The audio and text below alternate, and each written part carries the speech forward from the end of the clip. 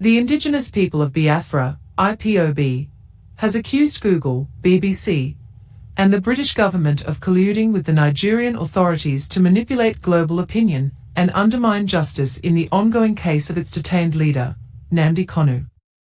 In a press statement issued on Friday by its spokesperson, Comrade Emma Powerful, Ipob alleged that the three parties were engaged in a coordinated propaganda campaign ahead of the October 10, 2025, ruling by Justice James Omotosho of the Federal High Court in Abuja. According to Ipob, Google has deliberately refused to publish current developments in Kanu's trial, including the filing of a Magnitsky sanctions lawsuit in Washington, D.C., against Nigerian judges, while instead promoting biased BBC Pidgin reports. The group claimed the BBC reports recycled, discredited prosecution evidence and are being amplified in Google search results to create the false impression that a prima facie case exists against Mazi Nnamdi Kanu when, in reality, the prosecution's case has collapsed irretrievably. This is not ignorance. This is calculated censorship and collusion, Powerful said.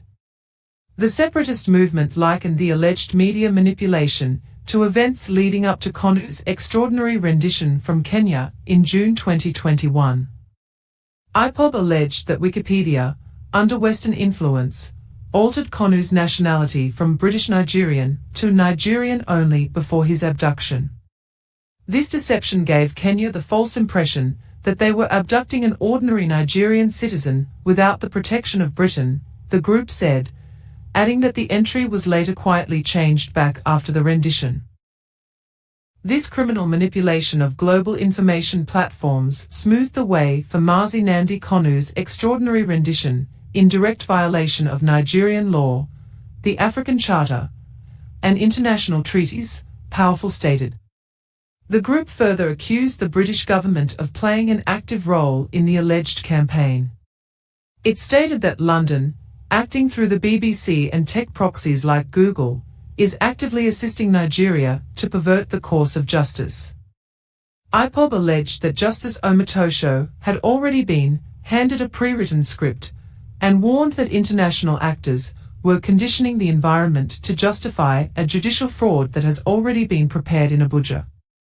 We remind the world that the UK government bears criminal responsibility for the abduction and illegal rendition of its own citizen in June 2021, Powerful stated. Its silence then, and its propaganda now prove one thing.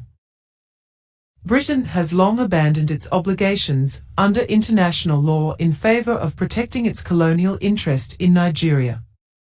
Ipob declared that both Google and the BBC have crossed the line from journalism into criminal complicity. The group insisted that their alleged censorship and distortion amounted to active tools in the persecution of Kanu and the Biafran people. Ipob also warned that history would record the complicity of Google, the BBC, and the British government in the perversion of justice and the enabling of tyranny in Nigeria. The group called on the United Nations, the US Congress, the Human Rights Council, and the international press to hold Google, the BBC, and the UK government accountable.